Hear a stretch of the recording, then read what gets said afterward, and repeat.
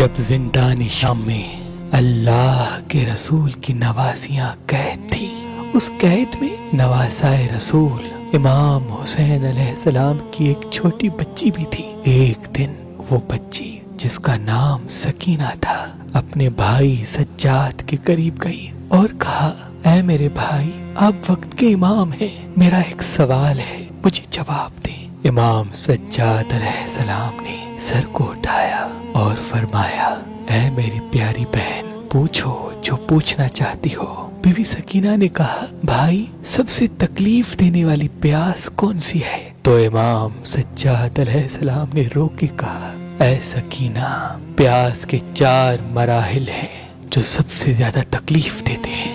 Be be Sakina نے کہا، بھائی وہ کون سے ہیں؟ امام سجاد علیہ السلام نے کہا، پہلا تکلیف دینے والا مرحلہ وہ ہے جب انسان کی آنکھوں کے سامنے اندھیرا چھانے لگے اور اسے دیکھنے میں تکلیف ہو۔ تو بی بی سکینہ نے کہا، بھائی وہ کیسا ہوتا ہے؟ امام سجاد نے رو کے کہا، جیسے تمہارا بھائی قاسم وقت شہادت بابا حسین کے قریب گیا اور کہنے لگا، اے میرے آقا، مجھے آنکھوں سے صحیح نظر نہیں آتا۔ اس وقت وہ پیاس کے پہلے درجے پہ تھا۔ بی بی سکینہ نے رو کے پوچھا، بھائی دوسرا درجہ؟ تو امام سجاد علیہ السلام نے رو کے کہا، اے میری پیاری بہن، دوسرا درجہ پیاس کا اور تکلیف دینے والا ہے جب انسان کی زبان خشک ہو جاتی ہے اور وہ منہ میں چپک جاتی ہے۔ بی بی سکینہ نے کہا، بھائی وہ پیاس کیسی ہوتی ہے؟ امام سجاد نے رو کے کہا، سکینہ، جب کربلا میں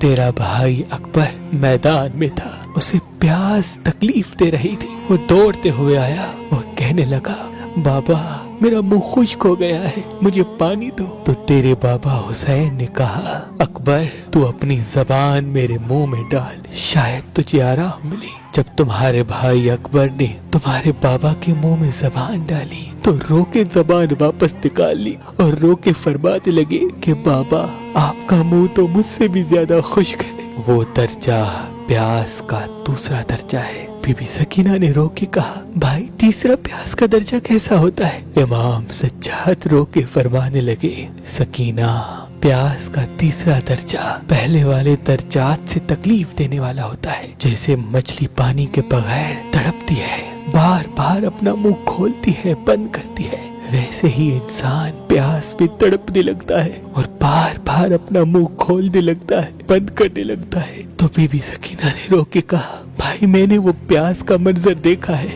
جب کربلا میں سب شہید ہو گئے۔ میرا بھائی اصغر تڑپ رہا تھا، کبھی پیاس سے منہ کھول رہا تھا تو کبھی پیاس سے منہ بند کر رہا تھا۔ امام سجاد نے رو کے کہا، ہاں سکینہ، وہ پیاس کا تیسرا درجہ ہے۔ بی بی سکینہ نے کہا، بھائی پیاس کا چوتھا درجہ کیسا ہوتا ہے؟ امام سجاد خون کے آنسو رونے لگے اور رو کے فرمانے لگے، سکینہ، پیاس کا چوتھا درجہ وہ دردناک منظر ہے جب انسان کے جسم کی نمی ختم ہو جاتی ہے اور انسان کے جسم کا پانی خشک ہونے لگتا ہے، پھر انسان کی ہڈیوں کا گوشت انسان کی ہڈیوں کو چھوڑ دیتا ہے اور جو کپڑے زیب تن ہوتے ہیں وہ انسان کی کھال میں پیوست ہو جاتے ہیں۔ بی بی سکینہ نے رو کے کہا، بھائی میں نے یہ منظر نہیں دیکھا۔ امام سجاد رو کے کہنے لگے، اے سکینہ، جب تمہاری شہادت ہوگی تو تم اس پیاس کے درجے سے گزرو گی، تمہارے جسم کا گوشت تمہاری ہڈیوں کو چھوڑ دے گا اور تمہارے کپڑے اور تمہارے جسم کی کھال ایک ہو جائے گی۔ یہ سن کر قید خانے میں کوہرام مچ گیا، سب رونے لگے۔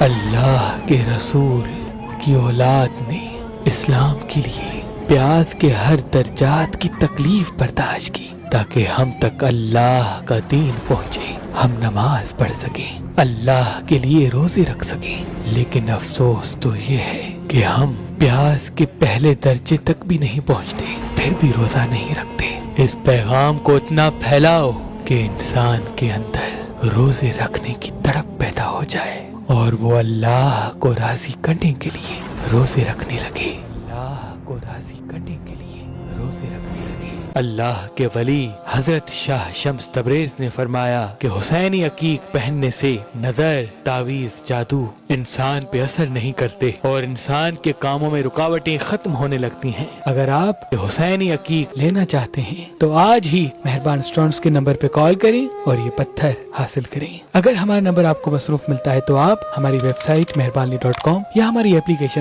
جو گوگل پلے اسٹور اور آئی فون ایپ اسٹور پہ موجود ہے ان سے بھی حاصل کر سکتے ہیں۔ اللہ تمام مومنین کو سلامت رکھے، اللہ تمام مومنین کو سلامت رکھے، اللہ تمام مومنین کو سلامت رکھے۔